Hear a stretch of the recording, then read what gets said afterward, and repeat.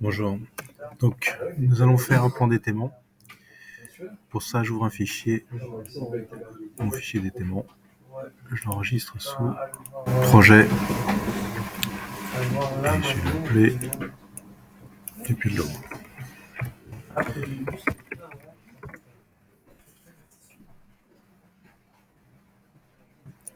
Je supprime ce que j'avais déjà fait pour repartir sur un fichier vierge. Et je vais dans plan structure, par exemple, sur mon niveau 1. Là, je vais insérer ma CAO qui est ici. Donc, TD coffrage, 2K, et je vais prendre par exemple l'étaiement tour. Je vais laisser détection automatique, on va voir ce qui se passe. Quand je le place, il est tout petit. Donc, je pourrais faire un contrôle avec des unités, bon, je vais le faire d'ailleurs.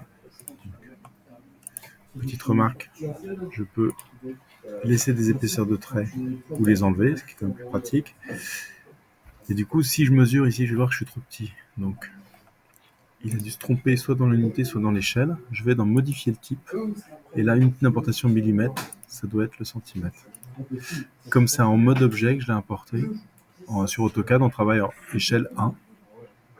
Si c'était un PDF, je serais peut-être en 50e. Alors, ça peut marcher. Et je remets un ici. Voilà. Ensuite, j'enlève la punaise, je le déplace et je mets au centre de mon dessin. Maintenant, il va falloir poser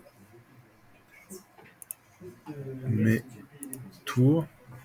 Donc, je cherche mes tours. Et j'ai des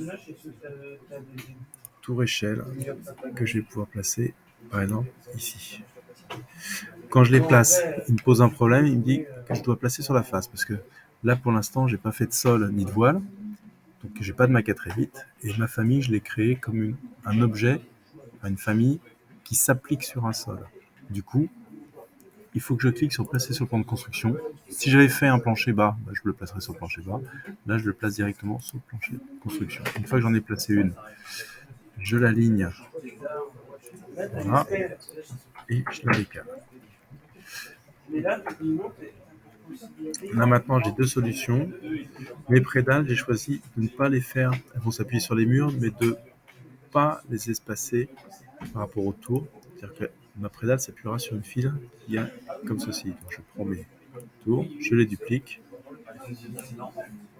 et je cote. Non, en fait, tu veux gagner de l'argent en jour. Mon frère, il a quasiment. Ah mince.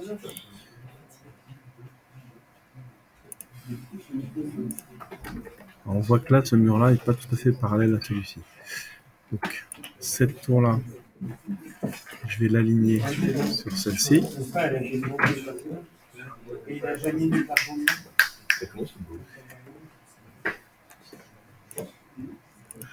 Et du coup, ici, je vais le placer. Mince.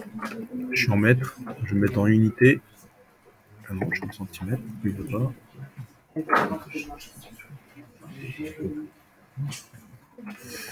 Et ici, cette tour, je vais la placer à 1,30. Ensuite, je me mets une autre cote. Ah voilà, elle n'est pas perpendiculaire. J'aurais peut-être dû me caser sur cette cote-là. Donc, si je cote, je suis obligé de coter par rapport au point ici. Et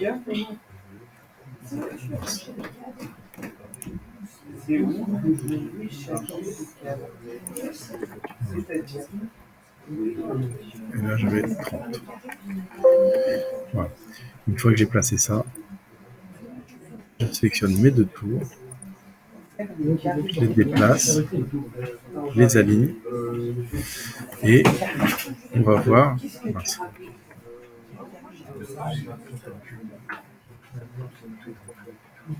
Et je les place en correspondance. Ensuite, je vais les coter.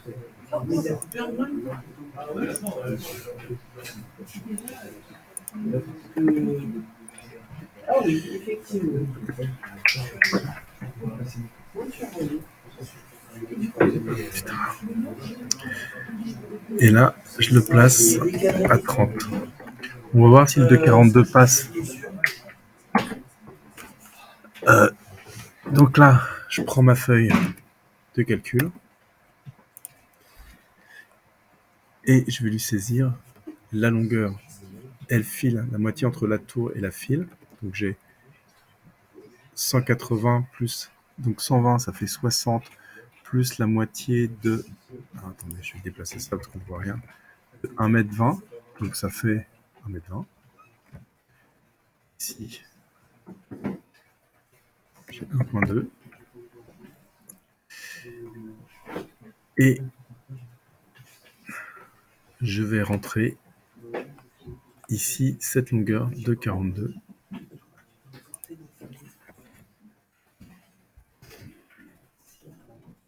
Ici, j'ai mis 1,2. Et on voit qu'au niveau de la flèche, ça passe pas. Si ça ne passe pas, là, j'ai mis de la tour, de la poutrelle alu.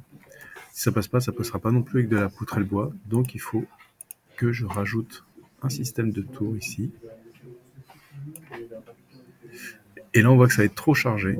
Donc, l'autre solution, ce serait de remettre, par exemple, des étais ici, ici et ici. Là, il faut réfléchir. Voilà. C'est ça l'idée. On fait notre plan d'étaiement de façon intuitive. Et ensuite, on vérifie avec la feuille de calcul que ça passe.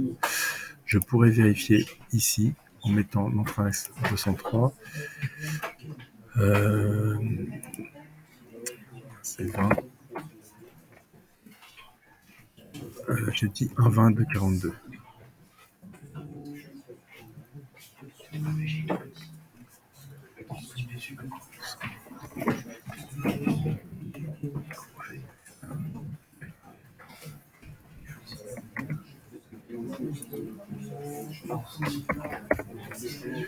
Et là, on voit, si on fait le calcul avec la poutre hyperstatique, la poutrelle hyperstatique, on voit qu'en fait, en ISO, ça passe pas au niveau de la flèche, mais par contre, ça passe en hyper.